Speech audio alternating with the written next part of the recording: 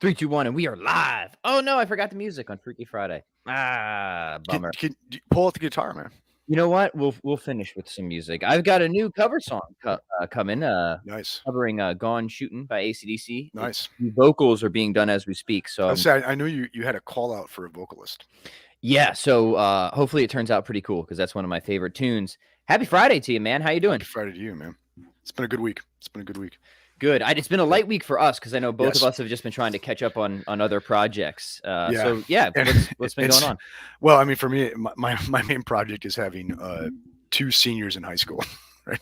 That's a project. Right. That's quite a project, and some other stuff. And I just there's some teaching stuff I just had to like attend to in a rigorous way. So right. So we're going to recommend 5 philosophy books that you guys should read this year. I picked Nice. 2, Jim picked 2, and then we're gonna come up with one more, I guess. One So more. Yeah. stay tuned for that. And then we're going to do our Freaky Friday Q&A. So I already see lots of good stuff. So any questions, topics you want us to jam on, just put it in the comments. But yeah, man, let me say a few things before we dive in. First off, just because it's been a hectic week, we will be continuing our series next week. So we missed Aerosol this week. Don't worry, we're going to catch up. That's coming. So it's been a good week because Jim and I were working on a paper together here, and I think that's pretty much close to completion on the whole. I think this weekend we should be whole there. The eternity of the world debate. And man, that has been a really good.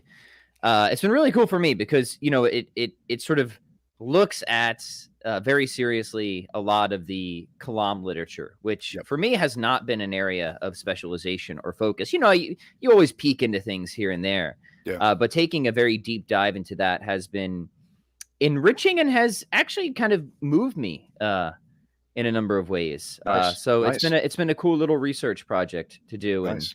and your contributions as well to the paper were illuminating to me in various respects. You helped me get in a lot of the contemporary literature that I've been neglecting, right?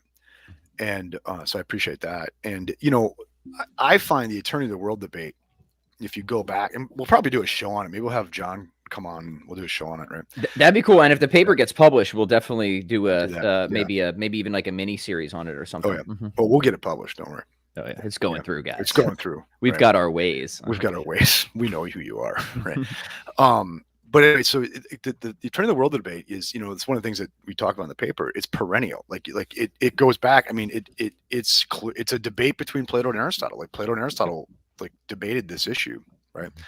And it's the central issue of scholasticism in a lot of ways in the Middle Ages, at least in terms of the reception of Aristotle, because he thinks the world is eternal, and that's kind of a non-starter for a lot of ways people think about the creeds, right? So it was a rigorous debate, and like it's one of the antinomies that Kant takes up in the Critique of Pure Reason as perennial, and like shows it's any position in that is going to like presuppose a huge swath of other positions in philosophy. So it's a central issue, and we don't talk about it as much as we should probably. Well, that's what's kind of cool about it.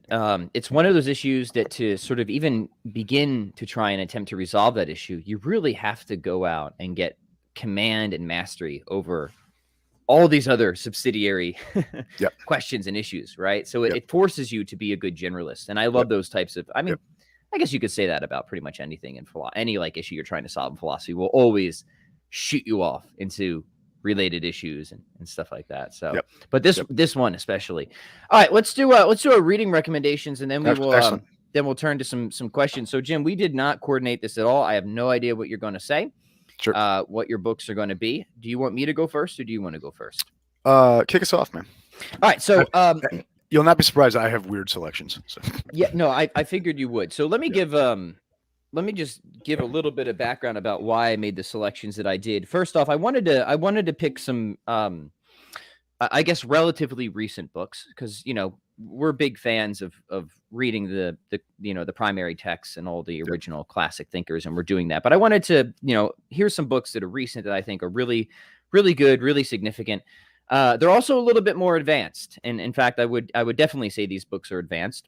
So I think the 5th book we picked, Jim, should maybe be more of an introductory book.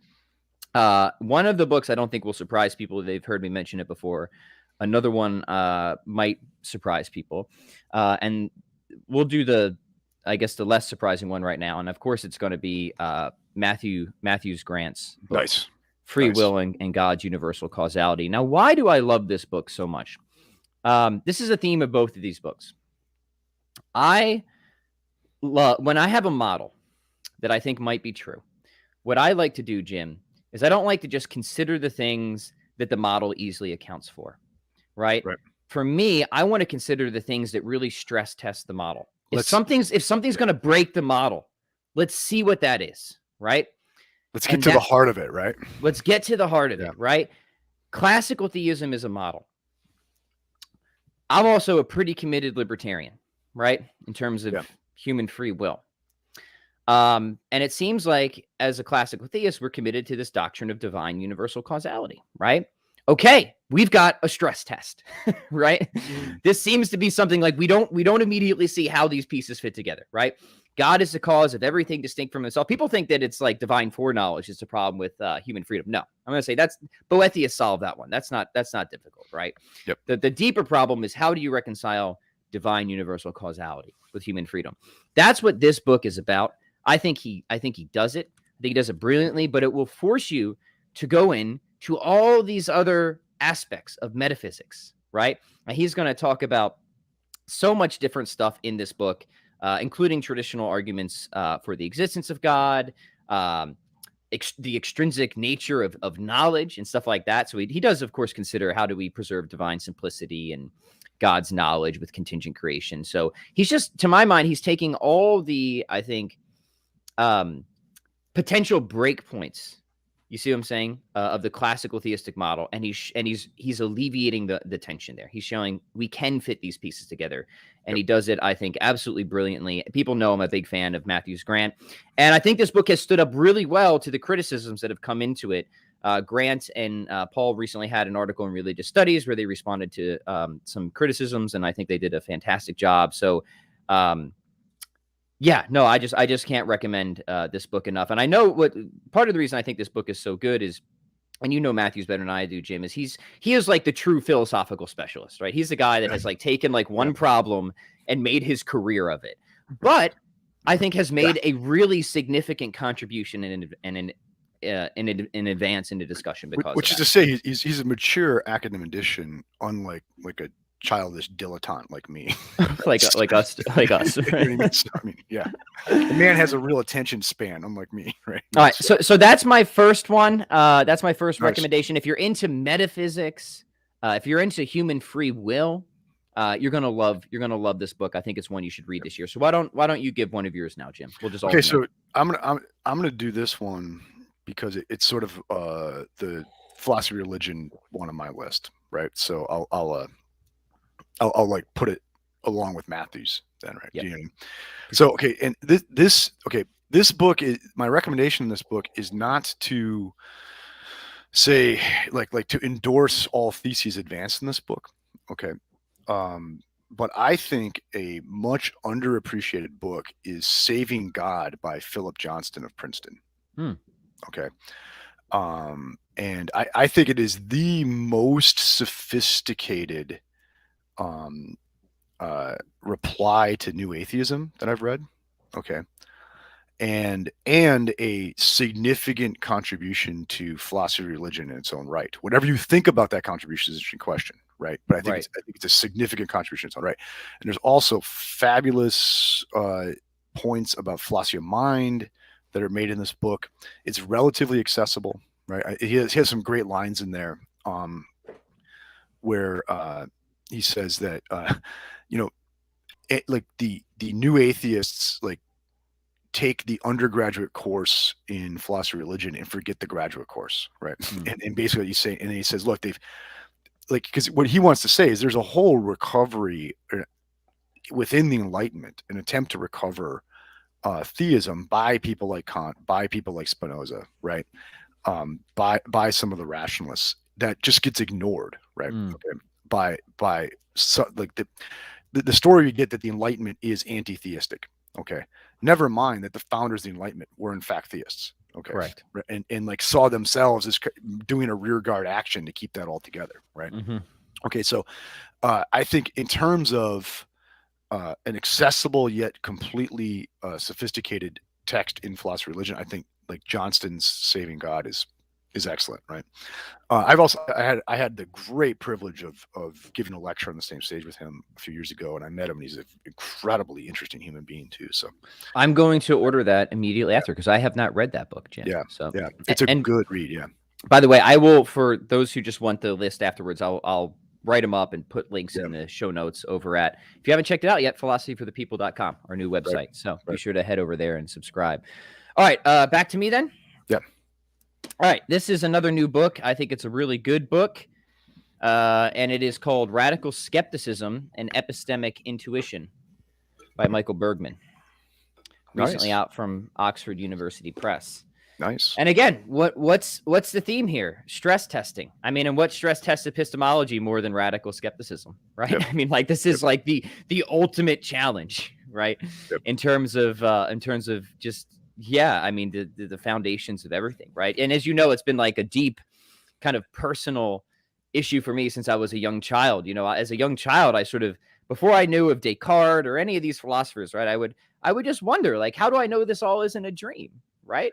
So I guess I kind of always had this. It's kind of odd. I think about it. I remember Jim being very, very young. Like some of my earliest memories, looking out my grandparents' window and just having these like radically skeptical thoughts, right? Mm-hmm. I guess like probably I have some disorder, right? I mean, like this isn't normal, right? But it set me on a certain trajectory, right? So it's always been this thing, this issue, this deep question that's been with me. It seems like I know that I'm not a brain in a vat. It seems like I know that all of this isn't a dream. It seems like I know that all my experiences aren't the result of some demonic hallucination. It seems like I know I'm not in a computer simulation. Right. How? What justifies that, right? Well, some of us would say that it's an intuition or the common sense intuition, as Thomas Reid said. Okay, well, I can question that intuition, right? What justifies that? How do we get out of this circularity? That is the project of Michael Bergman in this book. And I actually think he does a brilliant job. And again, this isn't to say that I agree with everything in the book. Rarely do I ever agree with everything in a book, but I think this book is one of the best books on epistemology in general that is dealing with, to me, the ultimate stress test. Right. And the ultimate stress test are these radically skeptical scenarios. And something that's annoyed me is, I don't know, man. I guess I just have always thought that radical skepticism is more serious than a lot of other people. Right. A lot of other people just want to say, look, if it's a problem for anybody, it's a problem for everybody. And I want to say, yeah, it is a problem for everybody. Yep. So we got to deal with this. We got to think about this. Right. And you know my position at the end of the day. I think you need a sort of an externalism kind of backed up by a theism and a proper functionalism. And I think that can help to alleviate the worries of at least a vicious circularity with that and give us a sort of grounds we need to be justified in trusting those intuitions that cause us to think that these scenarios are ultimately like laughably ridiculous and stuff like that. So for that reason, I recommend Michael Bergman's Radical Skepticism and Epistemic Intuition. It's just a really important work in epistemology. So I don't know if you have any, I think did you cross paths with Bergman at Purdue? Yeah, I never had a class with Bergman.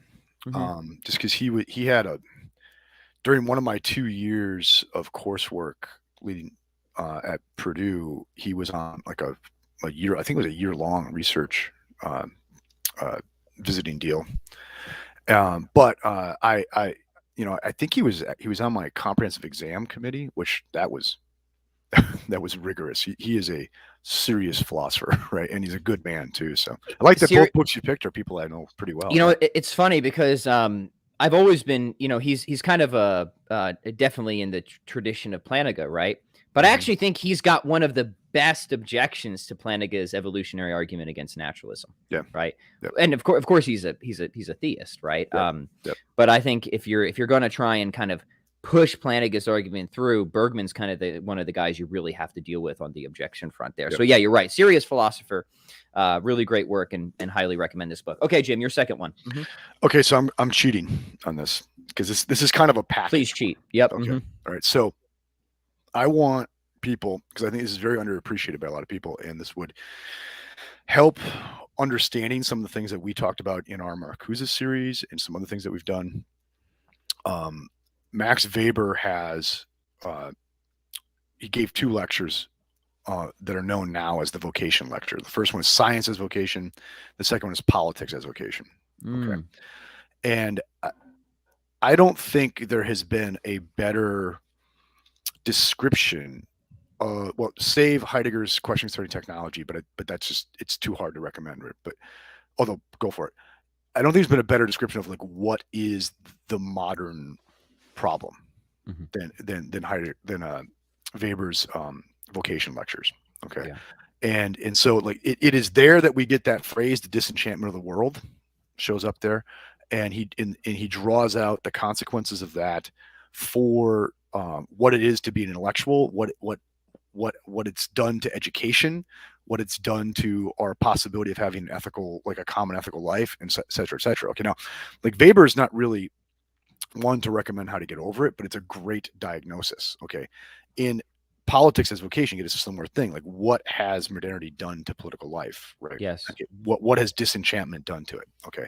So I think in terms of relatively self-contained, relatively accessible text written, by, like one of the founders of social science as we know it, but also a deeply philosophically informed guy.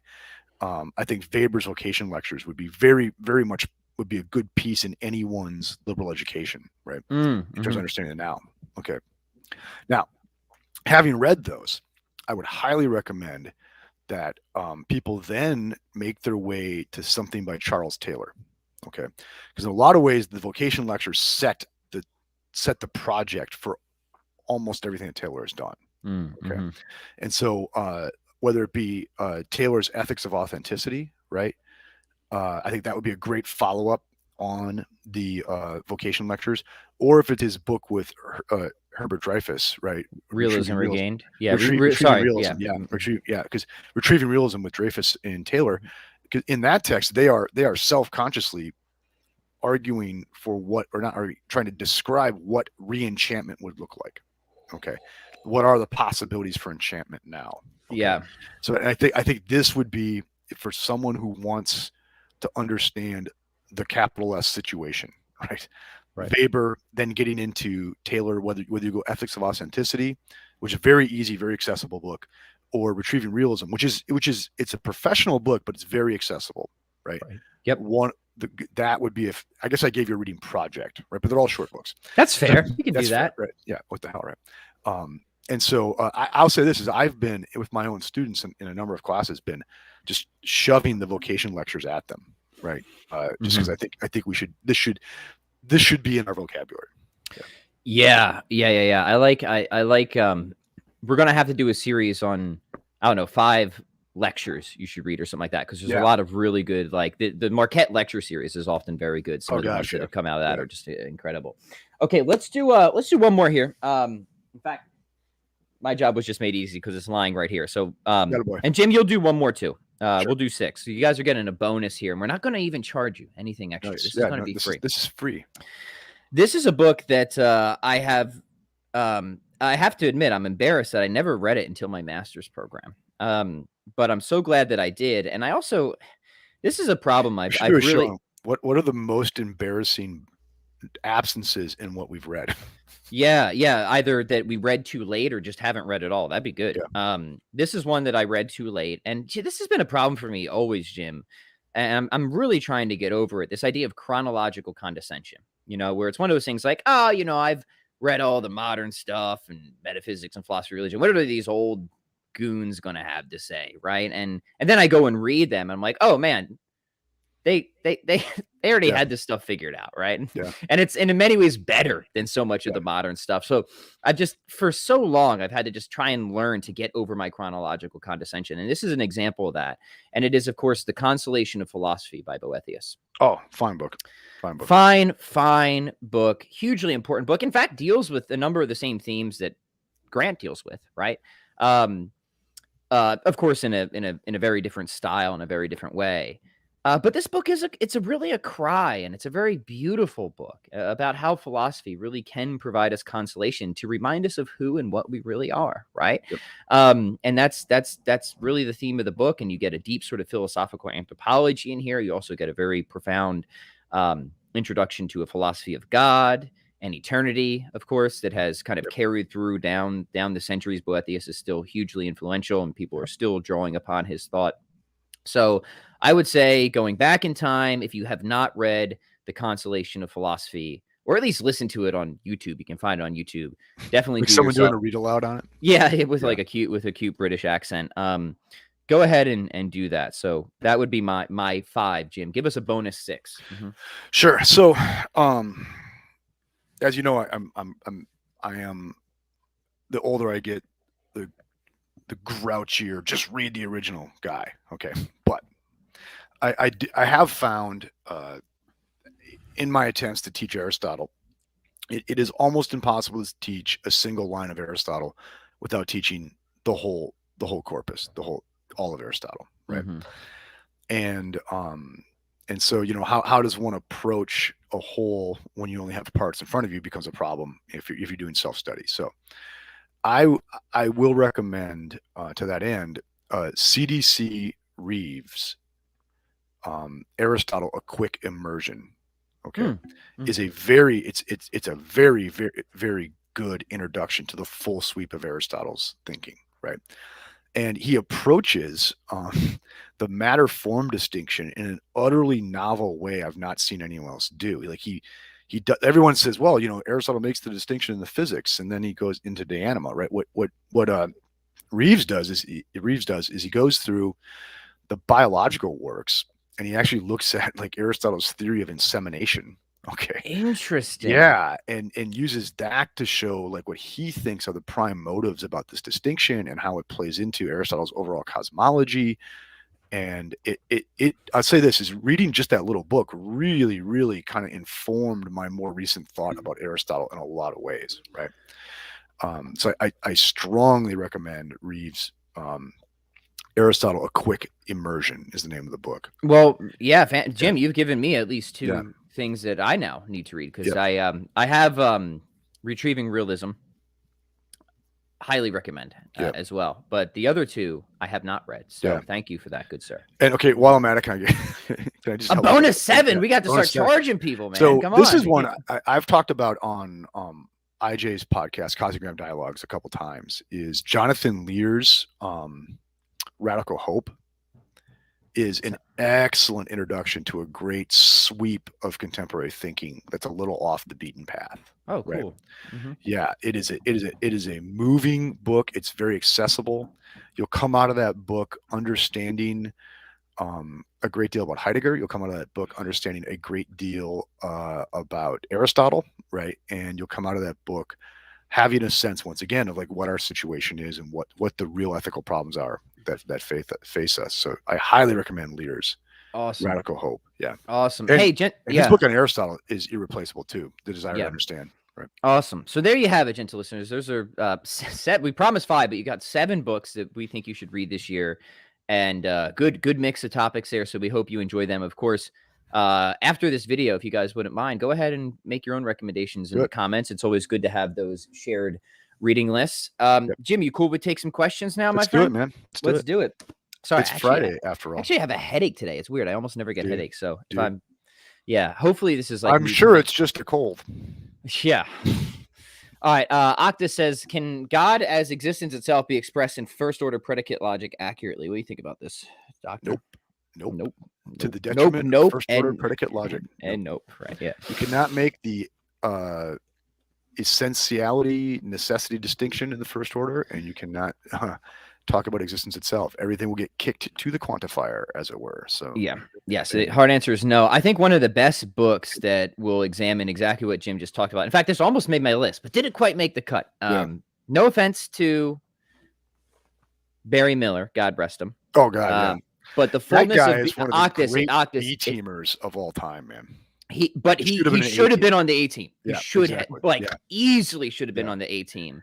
Octus, I think for the types of question that you're asking here, this is the book that you need to read. It's like whoever the sixth man on any team that Michael Jordan played on, for all we know, could have been a Hall of Famer, right? Yeah, right. Yeah. I mean, yeah, he's like, also embarrassing for me, like embarrassingly late. This was Barry Miller is some guy that I always heard people talk about and say, you need to read him. You need to. Now, part of it's not my fault because his stuff is actually pretty hard to find, right? Especially if you're like me and you actually like to buy books. I hate renting. I just like to own it. I'm very greedy and materialistic.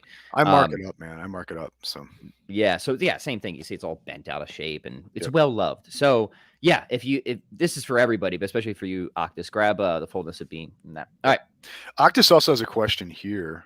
What do I think of Copy? I think this has come up a couple times. I think Copy is a fine logic book, but it is just the standard.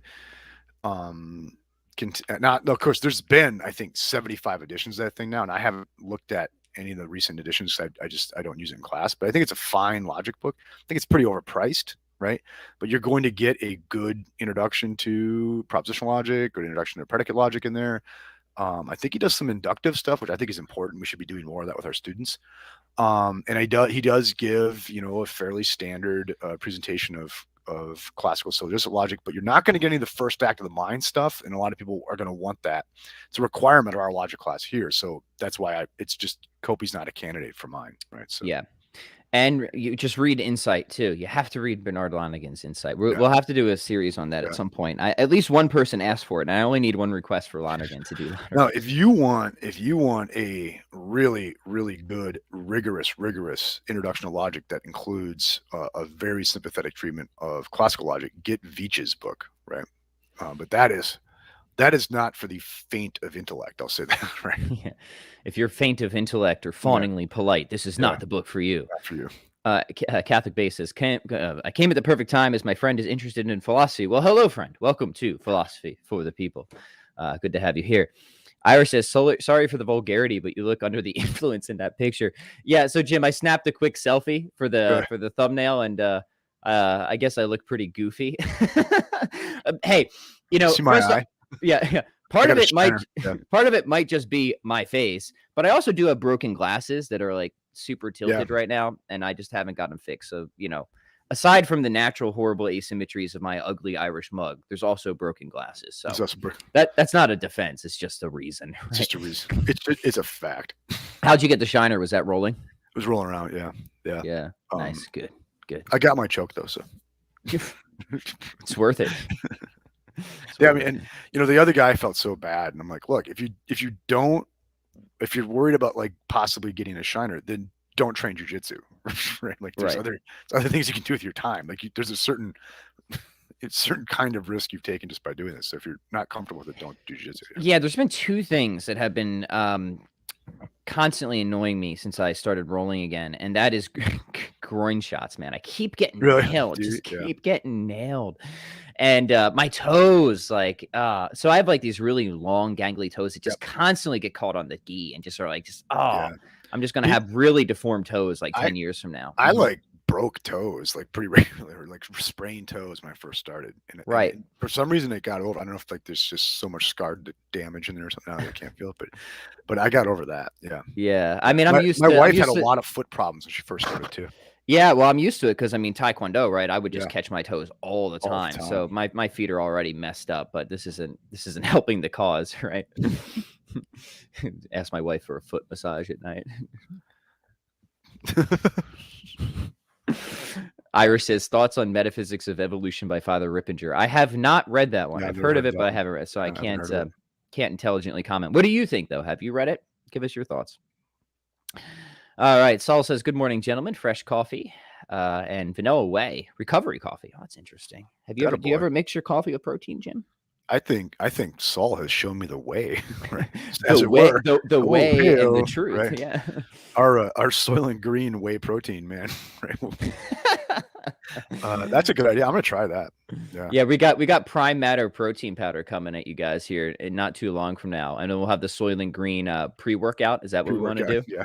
Prime Matter protein powder and Soylent Green pre-workout. Soylent Green non-vegetable supplement. Not vegan. Definitely not vegan. All right, Brandon's got a simple question that won't aggravate my headache. He wants to say, what's the best tea for fasting? What's the best tea for studying? Man, I'm going to give you something weird here, but I think I actually got something. I'm a big fan of Pu'er tea. You ever try this stuff, Jim? I have not. So Pu'er tea is a type of black tea, and it's spelled Pueher. Yeah, Pu'er tea. I think Puerh. Sorry, Puerh. And it is a fermented tea, and the company Numi sells it, and they sell a chocolate Pu'er tea. And to my mind, that has just the right amount of caffeine. Huh. That like it's like the sweet spot for me in terms of suppressing hunger and increasing concentration.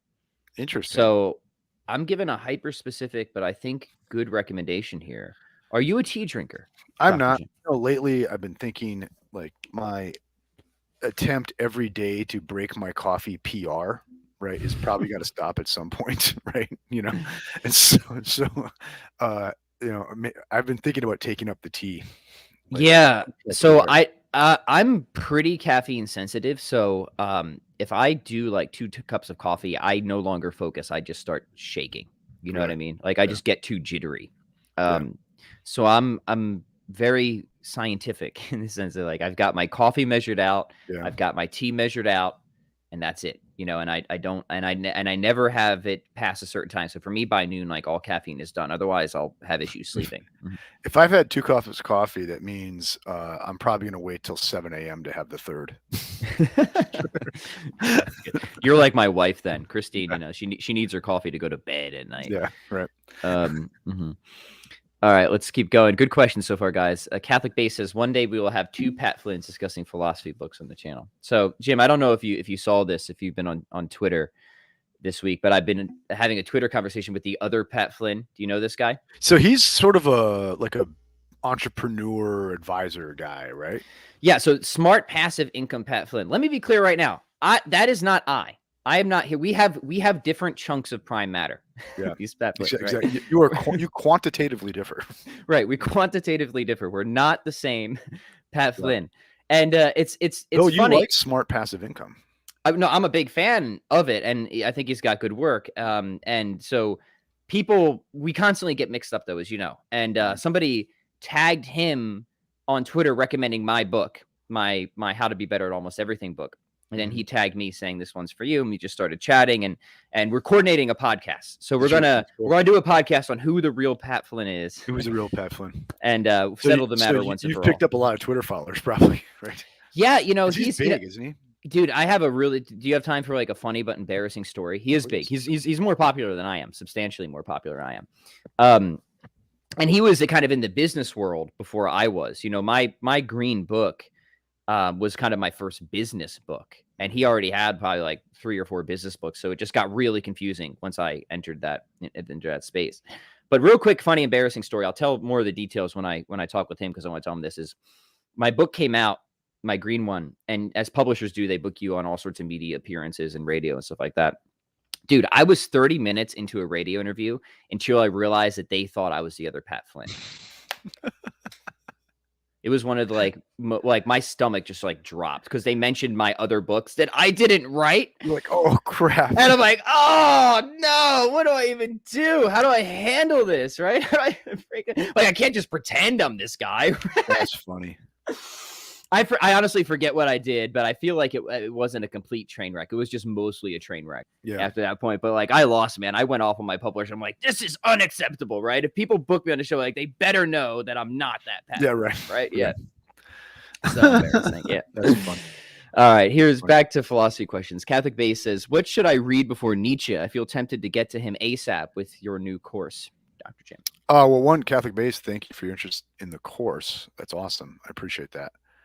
I mean, much of the course operates as a secondary source on Nietzsche, so I don't know that you would need another source to accompany that, right? And so I don't know that I really have a recommendation of something to read pre-Nietzsche, right? If what you mean by a secondary source, right? I guess if you wanted philosophical backdrop, I actually think you would do well before reading Nietzsche to read Plato's Republic. Okay, because I think to really understand Nietzsche, you have to understand his relationship to Plato, right? And in the course, just because I had to keep it manageable, I have to kind of gloss over a lot of Plato. Okay, so I think a good reading of the Republic would be a good idea, or avail yourself of our no, always read the book, but if you could avail yourself also of our series on the Republic here on Philosophy for the People. But yeah, probably what I would, if you're gonna do a pre-read on Nietzsche, I would review my Plato. And Jim, tell us a little bit more about that course once again, and where people can avail themselves of that wonderful resource. It is a 5-lecture course on nihilism, but mainly told through the lens of Nietzsche's diagnosis and recommendations for overcoming nihilism. Ultimately, it's a criticism of Nietzsche that like comes out of it, but the course is sort of taught through the lens of Nietzsche. So you can think of it as an introduction to Nietzsche also, right? Nice. And along with the course, you get the 5 lectures, you get recommended reading assignments that accompany it. And all of the reading assignments come from easily accessible Nietzsche texts. It's Truth and Lie in the Non-Moral Sense, The Gay Science, and Zarathustra primarily. And also I provide you with recommended artistic experiences that would help you kind of like see the ideas that we're talking about in the course kind of like played out aesthetically, which I think is an important part of education. And you also get access to chat opportunities about the course, right? So it is something that all of you need to do right now. Perfect. Where can they do it? What's the site? jdmadden.com. And go to jdmadden.com, go to the philosophy section. There'll be a red button right there. Bang, and we'll take you to the goods. Go do it. I got 2 kids in college next year. Come on, let's go. Help out the professor. Help the cause, yes, guys. Definitely yeah, do. help the Yeah, cause. Yep. For sure. All right. Anthony says, Pat, did you fend off the pirates? I think so, man. My website was attacked this week, Jim. You got so pirated. There was like all sorts of like warnings, like unsafe website. I don't know. We've had specialists on it trying to fight these pirates away. Yep. I think they're gone. I don't know. I always outsource that. So I don't know. I hope so. Andrew says, is personal dignity an intrinsic good or an instrumental one? And which is more fundamental to a sound ethics, eudaimonia or personal dignity? Is there a dichotomy? Good one. Interesting. Don't you know Andrew? And Andrew always uncorks these good questions on the show here. So well done, Andrew. I want, and also Andrew in the past, if I remember, has asked some McIntyre questions. So I wonder if he's referring to a recently infamous lecture that McIntyre gave just this fall on. That was infamous. That made the rounds, man. Mm-hmm. I have not myself read the lecture yet. He really stirred the pot. Yeah, he's like 90-some years old now, still just out there doing the philosophical trolling. I love it. Yeah, exactly. Yeah, Alistair McIntyre has balls that clink. Right. So I hope that gets back to him too. Please, if you know McIntyre, tell him Jim Madden says he has balls that clink. Right. Yeah, McIntyre came out by arguing that he thought that the human dignity is a concept sort of foreign in some ways to the. I didn't hear the lecture, it was my understanding of it. Foreign Aristotelian tradition, and actually is not terribly helpful in thinking about the ethical life. But really, anyone who's read a lot of McIntyre's stuff should not be surprised to hear him say that. Like, he has an infamous paper, which I think is fundamentally very, very important paper, where he argues that the very notion of a right, okay, is itself very suspect. It's a modern invention, right? And he thinks that like it ultimately can only be unpacked in some kind of eudaimonia if it's going to be coherent, right? Yeah. Mm-hmm. So, and I'll admit, like, I'm kind of a McIntyre guy, right? Okay. And which to say, I think I'm a classical Aristotelian in ethics in a lot of ways, especially early McIntyre.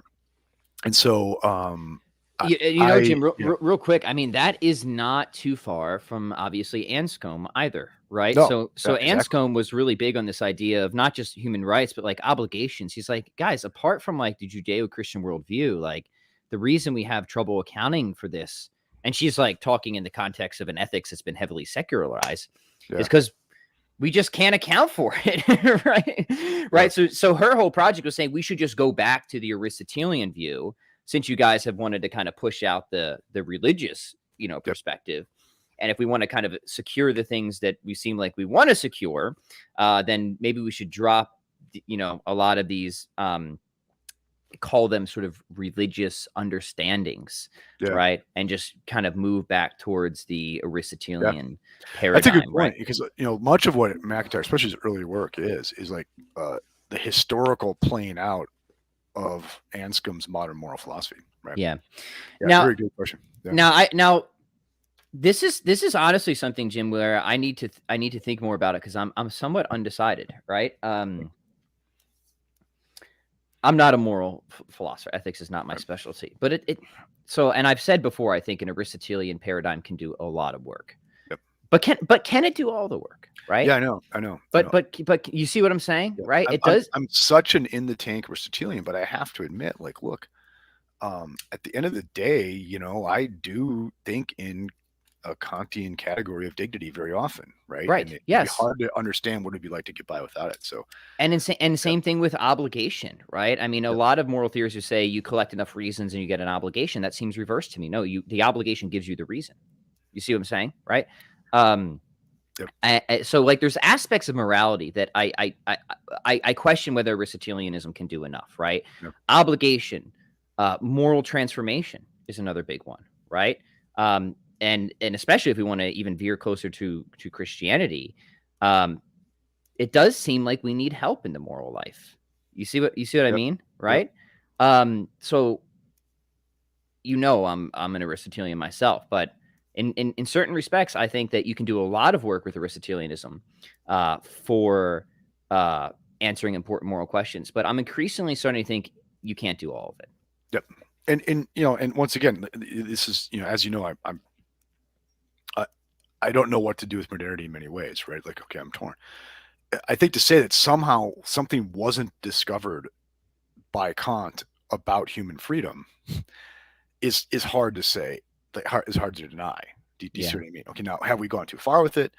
Does it need a grounding in eudaimonia, ultimately, something like that? Those are different kinds of questions, right? But to say that somehow, we could really even envision ourselves anymore without the notion of the free moral subject, right?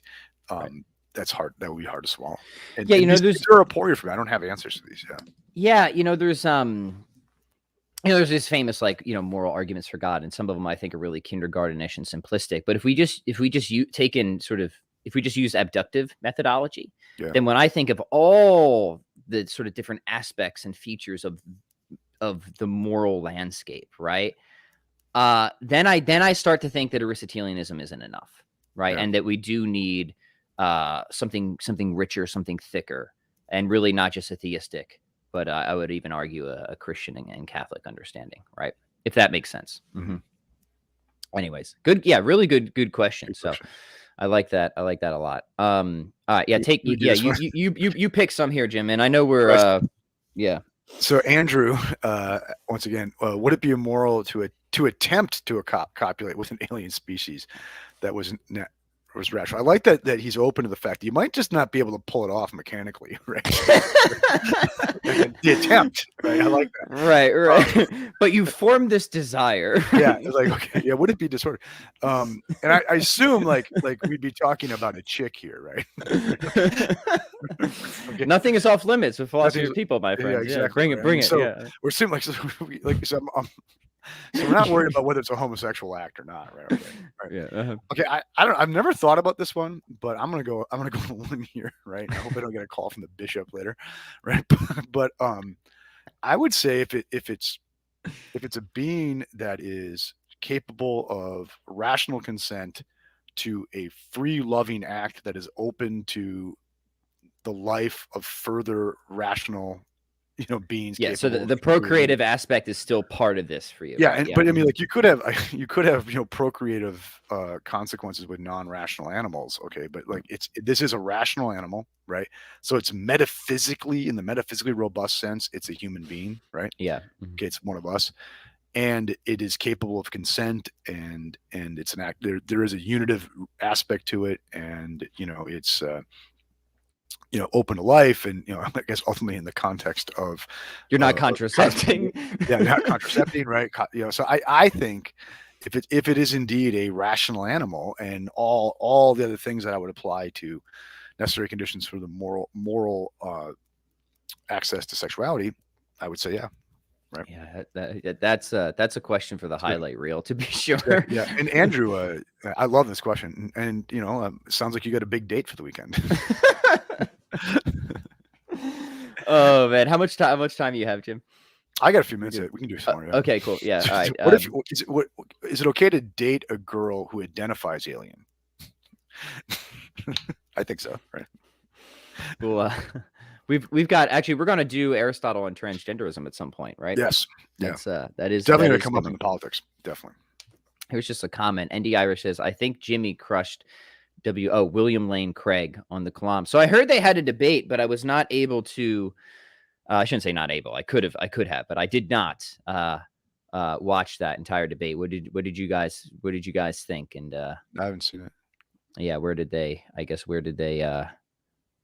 I'm somewhat familiar of Jimmy's hesitations with the Kalam. Actually, I have an old blog post where I respond to some of that for Jimmy. Jimmy's a great guy. Love Jimmy. He's been on the show before. I've invited Dr. Craig on the show, but has never accepted my invitation. There's much I would love to chat with him about, including divine simplicity, but so far has not come to fruition. But I will say this, like, since kind of like really diving into the literature on the Kalam and seeing like Craig's back and forth of people like Morrison and Sobel and Oppie, I've actually say like my sympathy has increased with Craig's position. Mm-hmm. My sympathy has increased with Craig's position. And like the really kind of interesting thing about the Kalam and all of its critics, a lot of the critics anyways, is like they're critical of the argument, but they can't really agree on where it goes wrong. You know what I'm saying? Yeah, You know what I'm yeah. saying? You know what I'm saying? Yeah, there's not a unified front against it. There's not a Right. consensus. This is where it fails.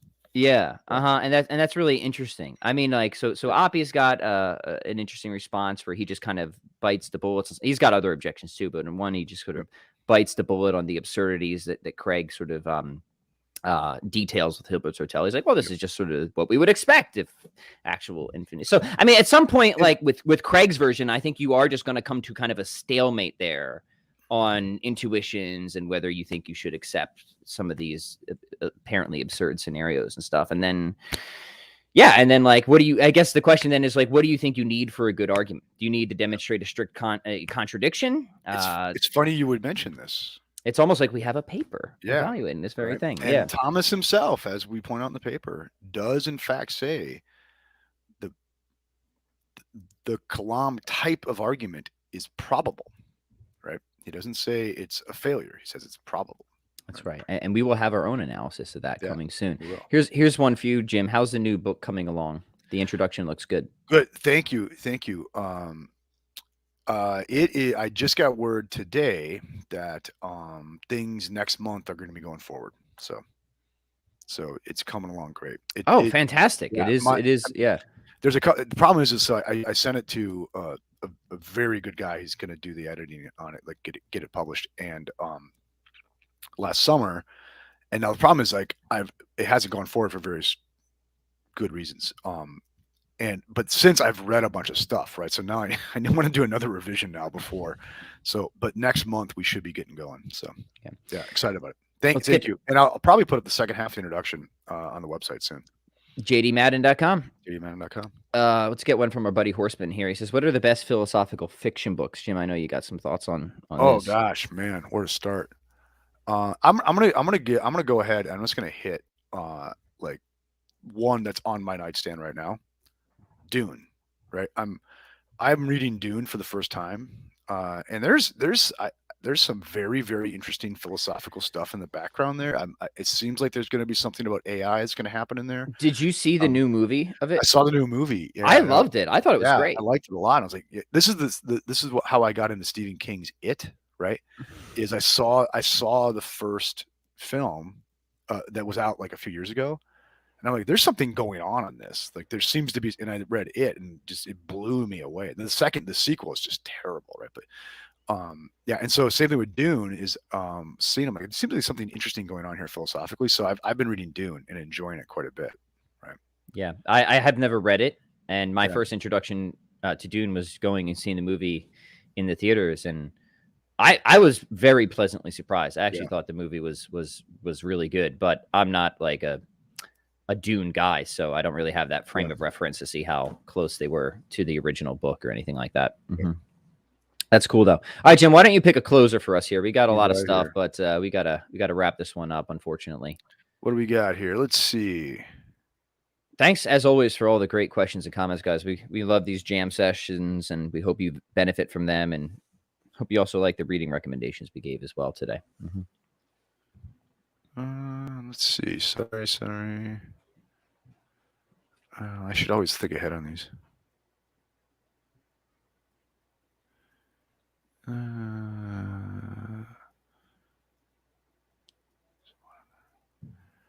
What is this? Jim is the one on the right. Jim's on the right. Jim is the more strapping and well-muscled individual Wow. of the two here. I'm sorry, I don't have one here for you. That's all right. Let me You want to grab one? Sorry. Yeah, we'll do a fitness one. Yeah, we'll do one Sure. Yeah, we should. because this one's easy. What do I think about Mark Wildman's nerd math program with kettlebells? I have no opinion because I have no idea what it is. So I'm sorry, I just can't speak to that. I have recently gone down a Mark Wildman rabbit hole, right? And I like his stuff. I think he's cool. very, very smart. Yeah, especially gosh, he teaches just in videos even the technique on clubs brilliantly. Yeah, I mean, I just got to level 3 today on his basic club program, and it took me a number of weeks to get to the point where I could get there just with a 25-pound club, right? And very, very sophisticated movements he'll learn how to do. So I like his stuff a lot, and he has a ton of very good free stuff on YouTube. And I've looked at his nerd math stuff. I have not tried programming that way, but it is definitely a well thought out thing. And in fact, I think I would go. I have something I'm doing right now from our friend Alex that I don't want to get in the way of. But I think once I get through that goal, I'm going to try his nerd math approach to push-ups just to see what I get. Yeah, very cool. Well, I'm going to Google them, check them out. Hey, let me do 2 quick ones I think I can take in the same one. Saul asks, what are some examples, analogies you found to explain hierarchical per se series and why they can't regress infinitely? And Jan says, what is your take on existential inertia and why do you think it fails? Go look at my conversations with Gavin Kerr, particularly the one where we're talking essence and existence. And you'll get both of those in that conversation. You'll get a detailed explanation of these Jenga types blocks. of causal series. Yeah, Jenga blocks. Yeah, go ahead. If you've got a different one, Jim, go ahead and throw it out there. I always use the Jenga blocks example, right? In that if they're well, I think the problem with the per se series is, though I don't know how convinced I am and how convinced you are that you can actually have an infinite per accident series too, right? But I think the thing with the per se series is, look, if you're going to have in order for something to be a cause right now, there would have to be a definite number of conditions met, right? You can't have an indefinite number of things actually met, right? Actuality implies determinacy, right? The actual number of conditions in an infinite set is indeterminate, right? Okay, infinity is indeterminate. Okay, so the problem with per se causation that goes to infinity is it then seems that you wouldn't have a determinate number of conditions met, and therefore you wouldn't have an effect, right? Yeah. Now that was a lot. We can maybe so by the effect, we know we have a sufficient condition for being, but under this hypothesis, then we have no sufficient condition for being. That's what these arguments contrast. Yeah. That refutes the possibility of that hypothesis, Yep. and then just by establishing that there's only one rival to that, Yep. it establishes the truth of the other one. Because meeting a sufficient condition is all or none, right? Yes. And so you have to have a determinate number of sufficient conditions, right? You couldn't have an indeterminacy, right? Yeah. And that's why you can't have an infinite set of it. That's my understanding of it, right? Yeah. I think there's a lot of different ways that people can understand it, but it really, a lot of the cosmological arguments really do come down to that, right? Making that contrast between, hey, under this hypothesis, we don't have a sufficient condition for being, but there must be one because there's being. There's being, right? Yeah. So that hypothesis has to be false. And there's different ways that the arguments kind of put together to demonstrate that. I've got my own way of a paper that should be forthcoming not too long from now. where I'll have some, and I use a number of different analogies to try to get the point across in that. And I also love Lonergan's, just when he talks about, he's so witty sometimes, because this is more of his argument and insight, and it's more epistemological. But he wants to say, like, even if you just hold that there could be an infinite causal regress in some sense, and he's talking about sort of contingency, but he uses different terminology. He thinks he's going to try and get his line right, because I'm going to butcher his poetry, but he thinks, like, if you think that you can explain all contingency by further contingency, you have confused answers with questions. Yeah, I love that. You see what I'm saying? Like, it's brilliant. He's spot on, right? Yeah, you are just deeply conceptually confused, right? Very Jesuit. It is, man. Yeah. Also, an underappreciated text on this is Aristotle's Little Alpha. In the metaphysics, like so he wrote Big Alpha. There's 2 books Alpha in the metaphysics. There's a long one, there's a short one. The Little Alpha, I still think, is the clearest statement of why you can't have only mediating causes, right? So yeah, people. But yeah, again, I've had many conversations with Gavin. If you're just new to Philosophy for the People, you actually have to go to my old channel to find those. So you have to go to the old Pat Flynn channel or the Pat Flynn Show on iTunes. But if you just look up me and Gavin, you'll find lots of conversations on this. So I would direct your attention there. Before we wrap up, let me say, if you're not yet on the new Philosophy for the People channel, please subscribe on YouTube to Philosophy for the People. The channel is out? Yeah, the channel's really growing. Why miss out? Yeah, we're doing really well. Thanks to all of you guys. So please comment, like, share, subscribe. All that stuff really does help.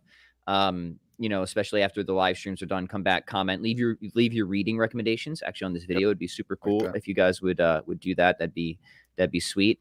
And check out our new website, philosophyforthepeople.com. We have some cool blogs over there and a little ebook and stuff like that as well. So, and don't forget to have an eye out for the Soylent Green non-vegan pre-workout, non-vegan green supplement. Right?